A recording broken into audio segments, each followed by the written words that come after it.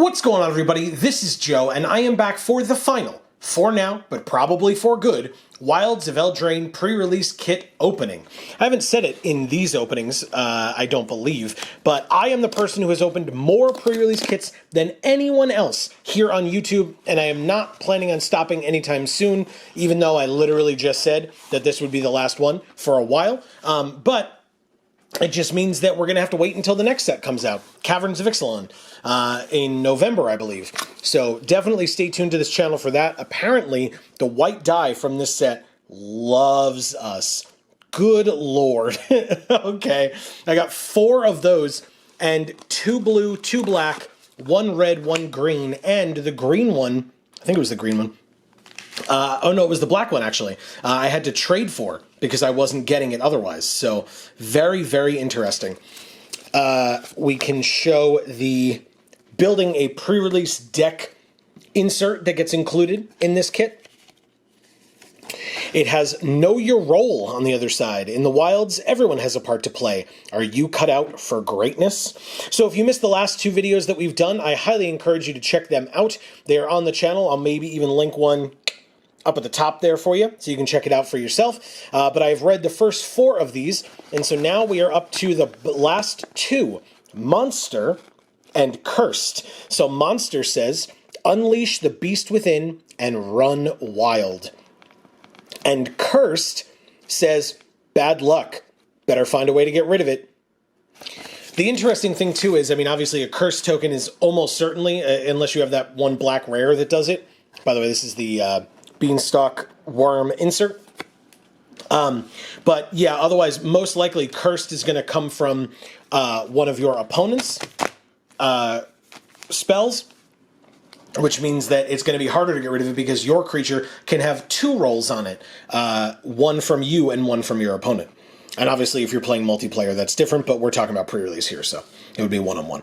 Obviously, we have a code for MTG Arena, but not only do we have 1 code, if you have watched the other videos, you know this already, we have 3 codes. We'll be giving away 3 codes in this video, so stay tuned for that as well. We have given away, oh god, 13, or I guess by the end of this video, we will have given away 13 codes from this set.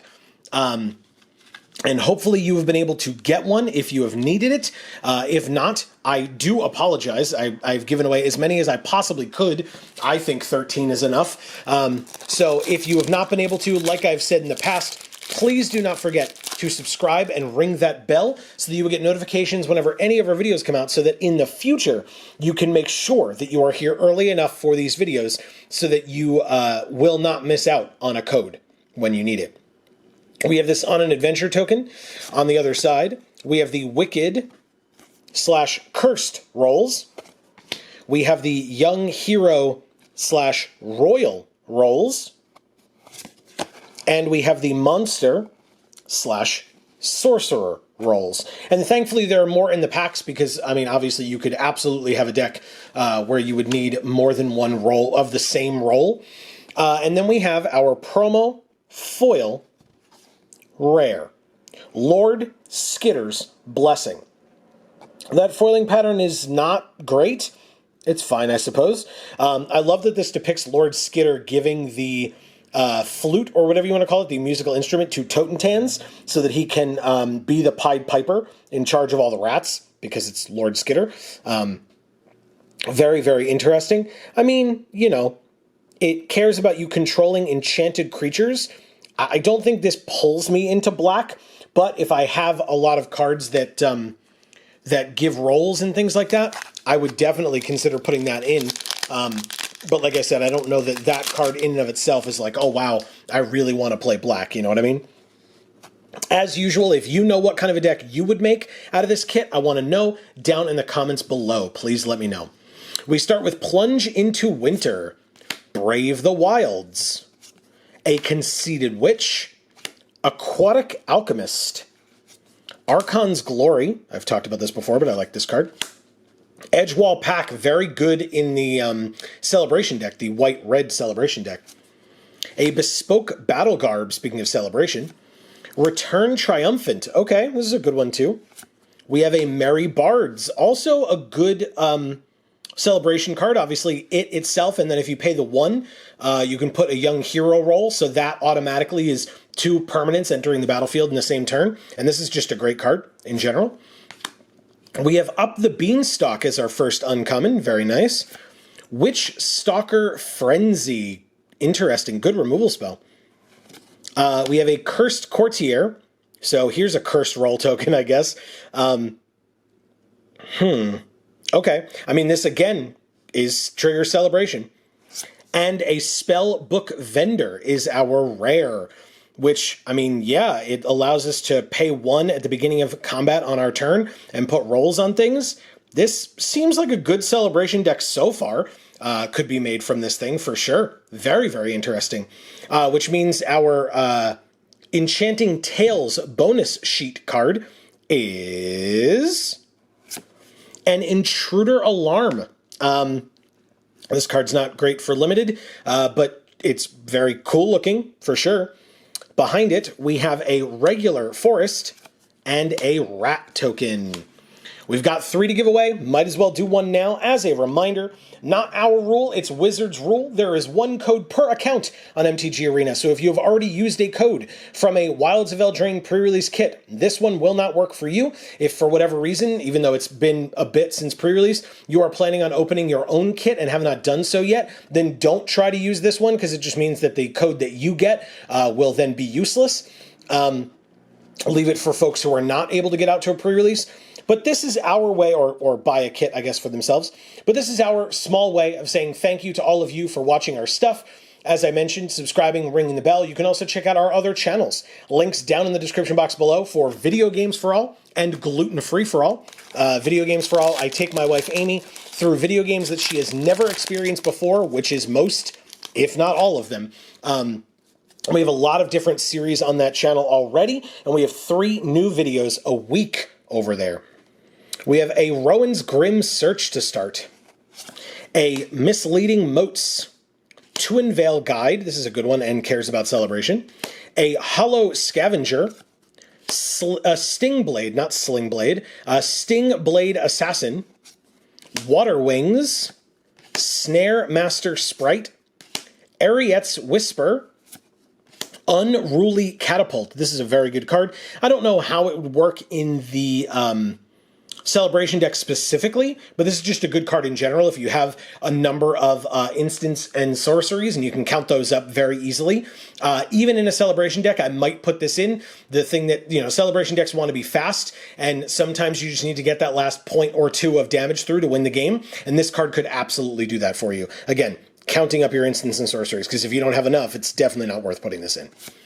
We have a Welcome to Sweet Tooth as our first uncommon, very good card here. A Totentan's Swarm Piper, that would work well, obviously, with Lord Skitter's Blessing, interesting. And a Boundary Lands Ranger.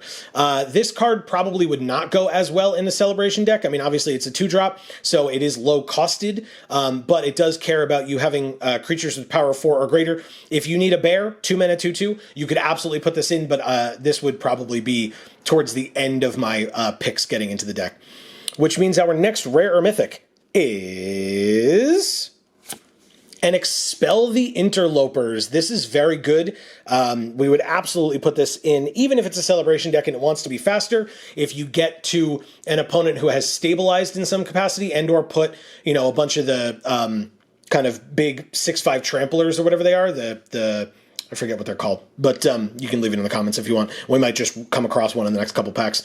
But if they have a bunch of those, and especially in a celebration deck, all our creatures are going to be small. So if they have a bunch of bigger things that are stopping up our small guys, we can absolutely just play Expel the Interlopers and get rid of only their stuff or more of their stuff than ours. Or we could just pick 0 and just wipe the entire board. That would be pretty good as well. But either way, if I'm playing a celebration deck, which it looks like so far I would like to do, this definitely gets in. Our Enchanting Tales card is a Utopia Sprawl. Not for what we've been looking at so far, but a cool card. Behind it, a Full Art Swamp. Very cool. And a Wicked/Cursed roll. So there you go. Like I said, if you need more than 1 Wicked roll token, for example, now you can use 2. without having to, like, you know, just be like, oh yeah, let's pretend that this is a Wicked Roll token. We have because God knows if you've played it, events and stores and stuff, you can like ask around the table if anybody has one, but otherwise you just kind of make it up. We have a Besotted Knight, a Beanstalk Worm, another Rowan's Grim Search, Johann's Stopgap, a Slumbering Keep Guard, that's a good one, Grand Ball Guest, also cares about Celebration. I don't love this card. I guess it's a 2-mana 2/2 with upside, and if it's in the Celebration deck, or if we're playing the Celebration deck, this definitely gets in.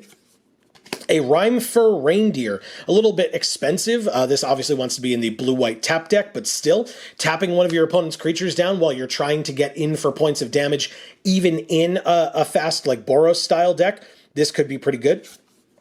We have a Freeze in Place, Witch's Mark, very nice, can discard like an extra land that we might have to draw 2 cards, and we make a Wicked Roll token, so very, very good. Howling Galefang is the first uncommon. I like this card as well.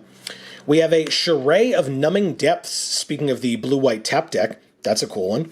And a Bitter Chill, again, speaking of that deck, very interesting.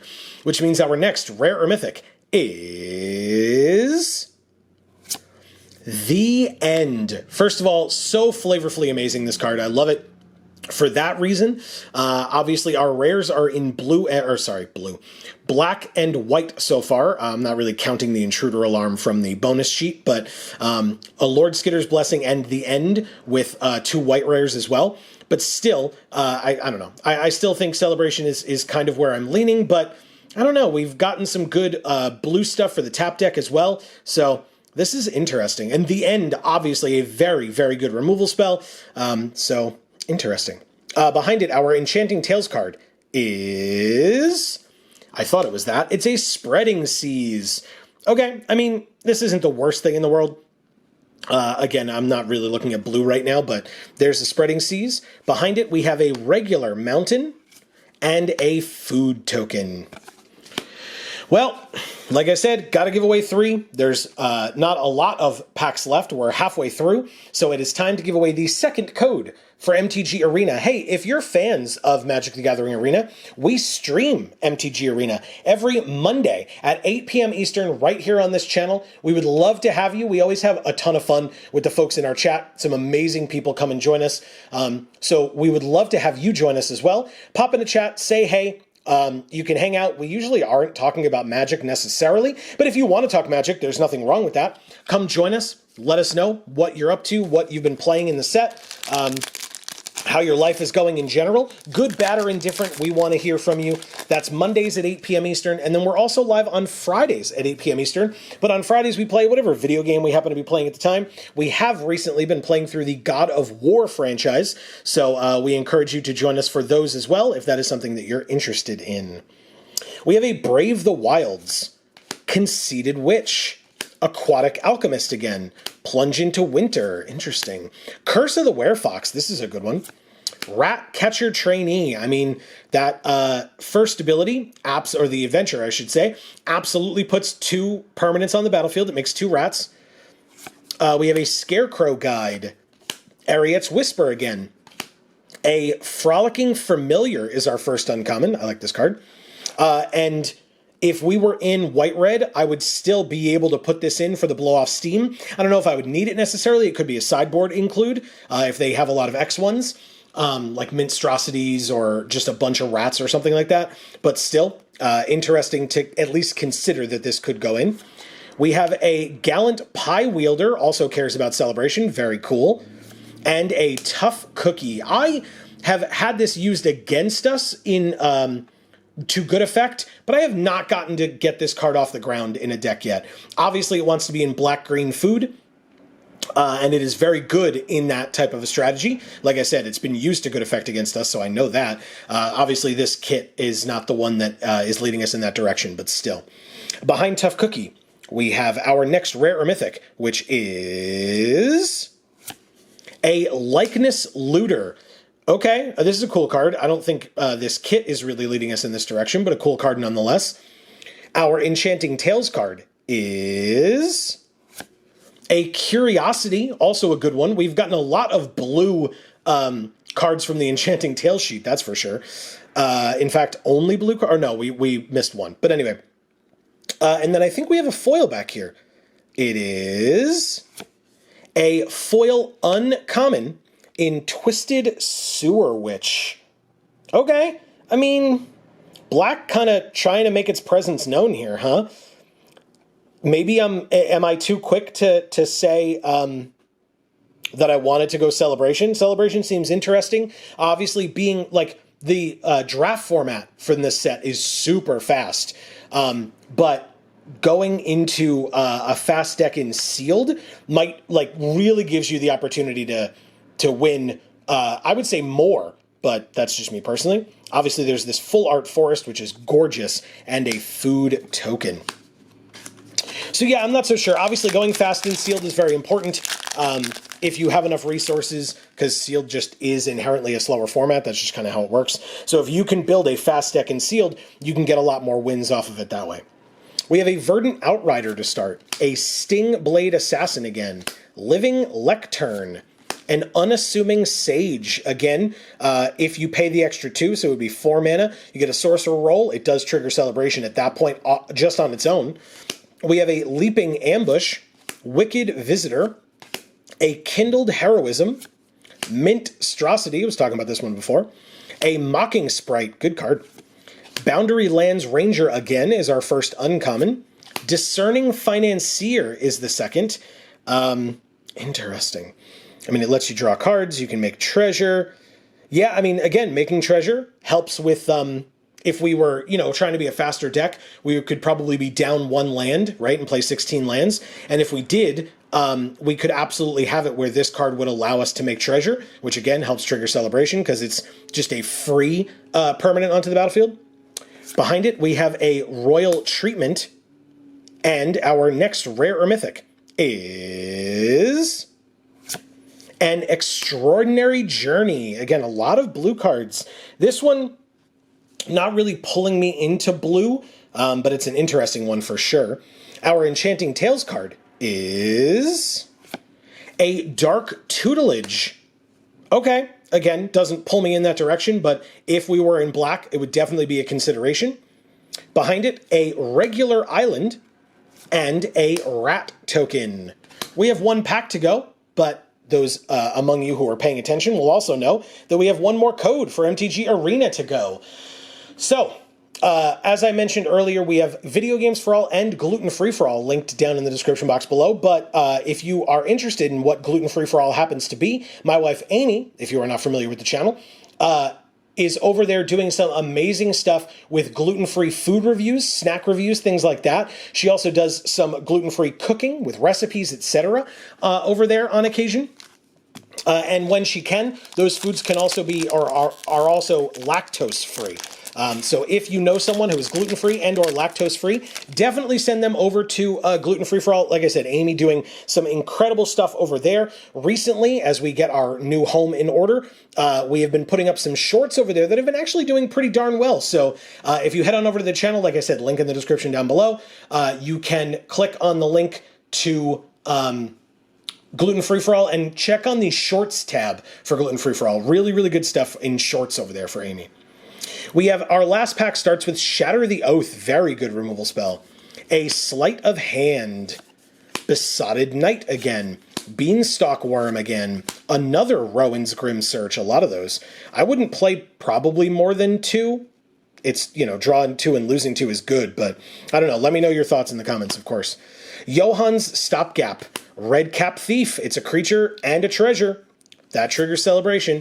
Torch the Tower, very good removal. I don't know how much removal we've gotten in white and red now that I think about it. Obviously, if you're trying to be aggressive, you want to just play creatures onto the battlefield and turn them sideways. You don't have to worry as much about removal, but this is a very cheap version of it, so good to know. We have a Snaremaster Sprite, an Ego Drain. Again, I always say when I see this card that it makes me think of System of a Down, so shoutouts to that, but that's our first uncommon. We have Hearth Elemental as the second. You know what? Late in the game, like this is a 6-mana card, but late in the game, that sorcery, once we've emptied our hand or we have like a couple of lands in our hand and we don't need them, being able to use that sorcery to discard our hand and then draw 2 cards might really help if we're in the aggressive strategy. And a Picnic Ruiner. Again, you don't have to play the green side. You can just play the red side. So that's very interesting. Obviously, it cares about creatures with power 4 or greater, which is typically going to be in the red-green strategy, hence why it has a green adventure as well. But if we felt like we needed to put this in, this would definitely not just automatically be out of contention. But it means that our last rare or mythic is a Restless Fortress. You know, we've seen a fair amount of black cards. We've kind of been talking about Celebration.